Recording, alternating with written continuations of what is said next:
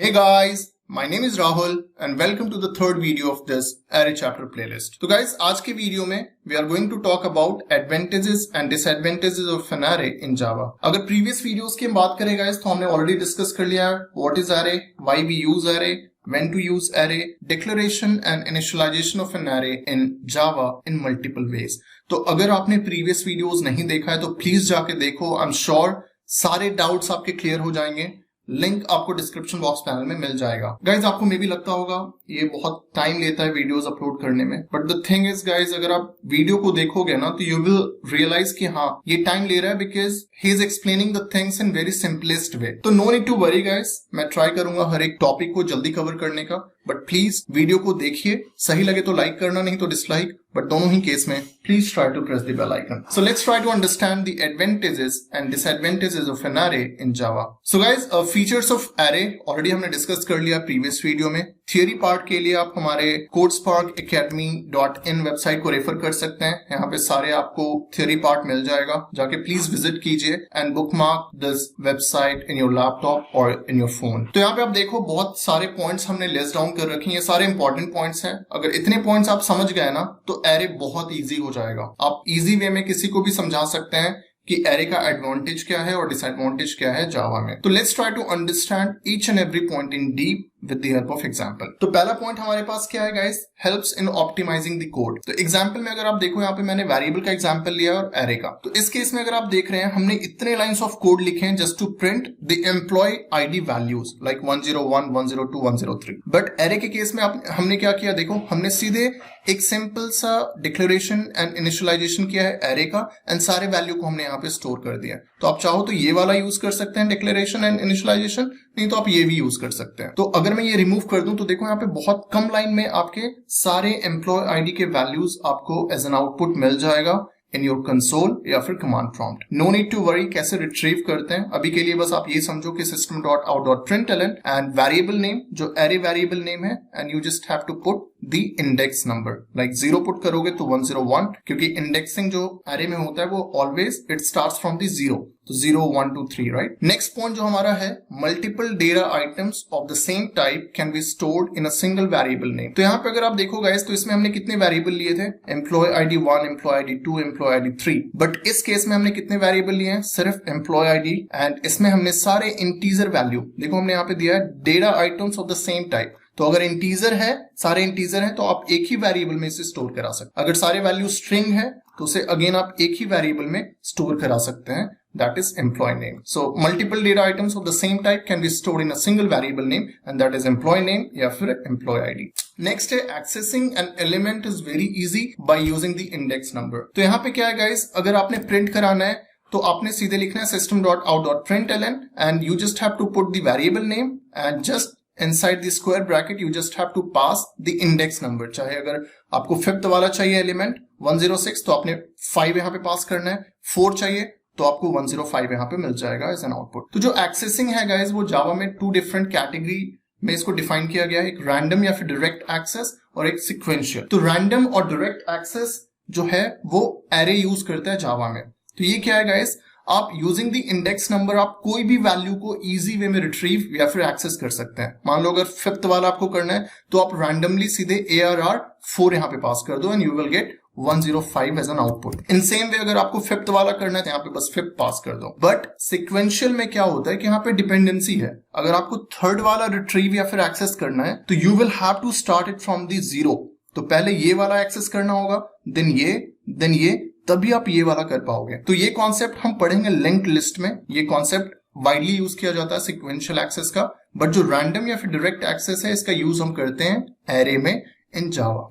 Right. Next point है हमारा 2D array are used to represent matrices. 2D array is a type of array in Java. Example इसका database है. तो matrices concept आपने पढ़ा होगा मैथ्स में, राइट. तो सेम हम डेटाबेस में यूज करते हैं, वहां पे भी matrices multiple rows and column बनाते हैं. तो 2D array का बहुत ज्यादा एडवांटेज है, मल्टीपल एप्लीकेशन में भी यूज किया जाता है. अगर कोई भी एप्लीकेशन आप डेवलप कर रहे हैं तो वहां पे भी मल्टीपल रोज एंड कॉलम्स आपको बनाने होते हैं जहां पे वैल्यू स्टोर कराते हो। तो अगेन उस केस में matrices that is 2D array का यूज होता है। नेक्स्ट पॉइंट है हमारा arrays allocate memory in contiguous memory locations, hence there is no chance of extra memory being allocated in case of arrays। तो यहाँ पे क्या, अगर हमने 10 वैल्यूज लिए हैं ना, तो ये 1 by 1 करके वैल्यू को स्टोर करेगा। 101 का 0 इंडेक्स पे करेगा, 102 को 1, 2 पे 103, देन ऐसे करके स्टोर करेगा। तो जो भी यहाँ पे एलोकेशन होता है वो कंसेक्यूटिव मेमोरी में होता है। अगर एक यहाँ पे स्टोर हुआ तो सेकंड वाला फिर यहाँ होगा, थर्ड यहाँ होगा, फोर्थ यहाँ होगा। इट्स नॉट लाइक कि रैंडम यहाँ पे होगा, एक यहाँ पे हो गया तो थर्ड वाला यहाँ पे होगा, ऐसा नहीं होता है एरे में। यहाँ पे कॉन्टिग्यूअस मेमोरी लोकेशंस होते हैं। नॉन कॉन्टिग्यूअस मेमोरी लोकेशंस में क्या होता है, वहां पे रैंडम होते हैं। अगर एक यहाँ पे हुआ है तो दूसरा कहीं और हो जाएगा, थर्ड कहीं और हो जाएगा, बट कॉन्टिग्यूअस में ऐसा नहीं होता है। इसलिए यहाँ पे हमने दिया है एरेज का जो एलोकेशन होता है वो कॉन्टिग्यूअस मेमोरी लोकेशन होता है।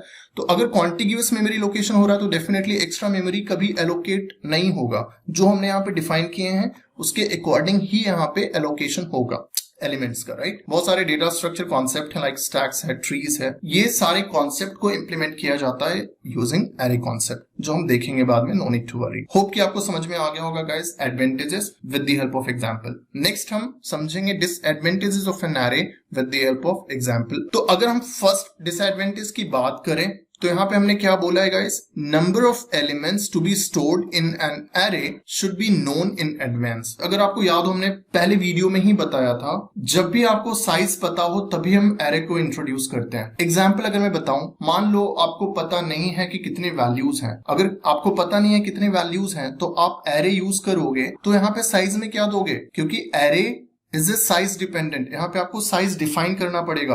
अगर आप साइज डिफाइन नहीं करोगे it will throw a compile time error. तो ये साइज डिपेंडेंट है।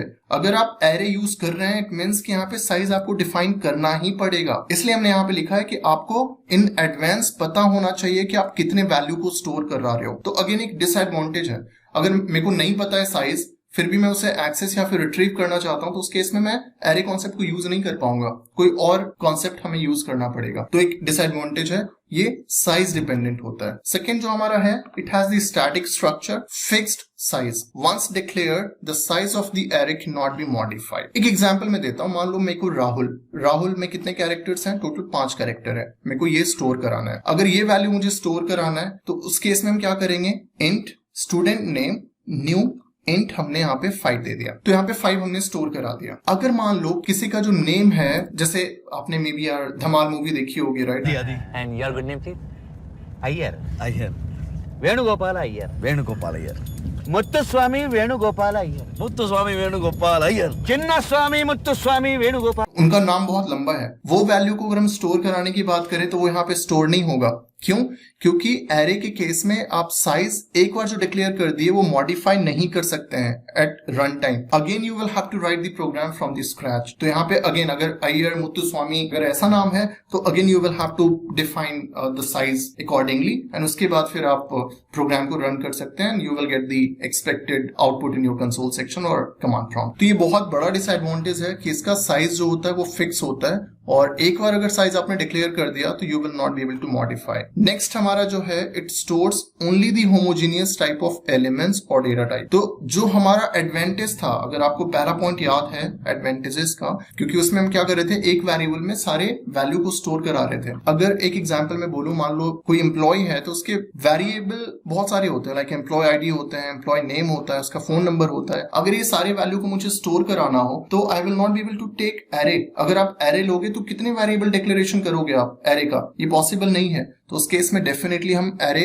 नहीं यूज कर सकते हैं। कोई और कॉन्सेप्ट हम चाहे कलेक्शन या फिर कोई और कॉन्सेप्ट का यूज करके इसे एक्सेस या फिर रिट्रीव कर पाएंगे। तो अगेन ये एक बहुत बड़ा डिसएडवांटेज है गाइस। नेक्स्ट है हमारा, allocating more memory than the requirement leads to wastage of memory space and less allocation of memory also leads to a problem। एक एग्जांपल मैं देता हूं, जैसे पहला लाइन हम समझते हैं कि क्या बोल रहा है, अगर रिक्वायरमेंट से ज्यादा अगर आप स्पेस डिफाइन कर देते हैं तो वो क्या होगा, वेस्ट हो जाएगा। मान लो कोड स्पार्क एकेडमी रिक्रूटमेंट कर रहा है, हमारे पास टोटल 5 वैकेंसी है। अगर टोटल 5 वैकेंसी है, जो हमारे पास टोटल बंदे आए इंटरव्यू देने के लिए वो मान लो टोटल 3 है। अगर टोटल 3 है, हमारे पास वैकेंसी कितने की थी? 5 की, बट आए कितने? 3। तो हमने जो डिक्लेरेशन किया था वो हमने किया था इंट एम्प्लॉय, मान लो एग्जांपल मैंने दिया यहाँ पे int employee equals to new int, और टोटल हमने कितना साइज किया था? 5, बट हमारे पास आए कितने? सिर्फ 3 ही आए। तो अगर 3 आए तो जो 2 हमारा है, 2 का तो वेस्टेज हो गया ना, 2 तो वेस्ट हो गया हमारा, क्योंकि आने थे टोटल 5। हमने रिक्रूटमेंट निकाला था, वैकेंसी निकाला था टोटल 5 सीट का, बट हमारे पास टोटल आए कितने? 3। तो 2 का तो हमारा लॉस हो गया। तो जो एरे में हमने 2 डिफाइन किया था ब्लॉक, वो तो वेस्ट में चला गया। इसलिए हमने यहाँ पे लिखा है allocating more memory than the requirement. अगर रिक्वायरमेंट से ज्यादा आप मेमोरी एलोकेशन करोगे तो डेफिनेटली वो वेस्टेज होगा। देन उसके बाद हमने क्या किया? Less allocation of memory also leads to a problem. अब मान लो आफ्टर 2 years हमारी कंपनी ग्रो कर गई, हमने फिर भी वैकेंसी निकाला 5 सीट का for web designer and Android developer, but हमारे पास कितने आए टोटल? हमारे पास टोटल आ गए प्रोफाइल मान लो 20। तो अगर टोटल 20 आए, इस केस में सेम एग्जांपल में ले लेता हूं, तो यहाँ पे हम इसे पेस्ट कर देते हैं। टोटल हमने कितना किया था? 5 का वैकेंसी निकाला था, बट आए हमारे पास कितने? 20। तो अगर 5 ब्लॉक है तो आप 20 वैल्यू कहां से स्टोर करोगे?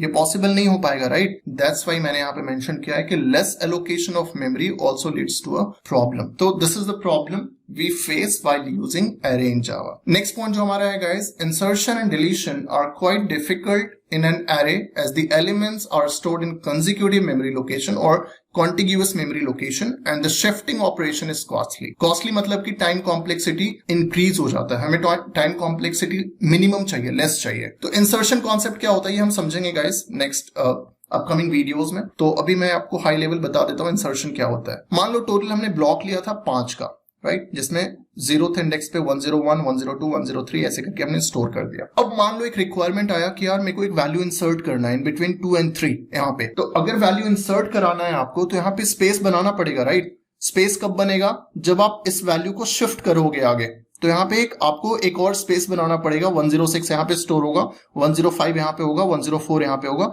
और उसके बाद जो आप वैल्यू ऐड करना चाहते हैं वहां पे फिर आप ऐड कर पाएंगे। तो इंसर्शन में क्या हो रहा है? Shifting the element to the right side to insert new element. तो ये टीडियस टास्क है, बहुत ही डिफिकल्ट है इंसर्शन। वैसे अगर हम डिलीशन की बात करें तो डिलीशन में मान लो मुझे ये वाला वैल्यू को डिलीट करना है 103 को। अगर 103 को आप डिलीट करोगे तो ये वाला जो स्पेस है वो खाली पड़ जाएगा। अगर ये स्पेस खाली होगा, हमने पढ़ा है कि कॉन्जिक्यूटिव मेमोरी लोकेशन होता है, कॉन्टिग्यूअस मेमोरी लोकेशन होता है, तो हम कोई भी स्पेस को खाली नहीं छोड़ सकते हैं। उस केस में क्या कराना होगा आपको? जो राइट साइड वैल्यूज है उसको शिफ्ट कराना पड़ेगा इधर। अगर ये वैल्यू डिलीट हो गया तो ये स्पेस हो जाएगा।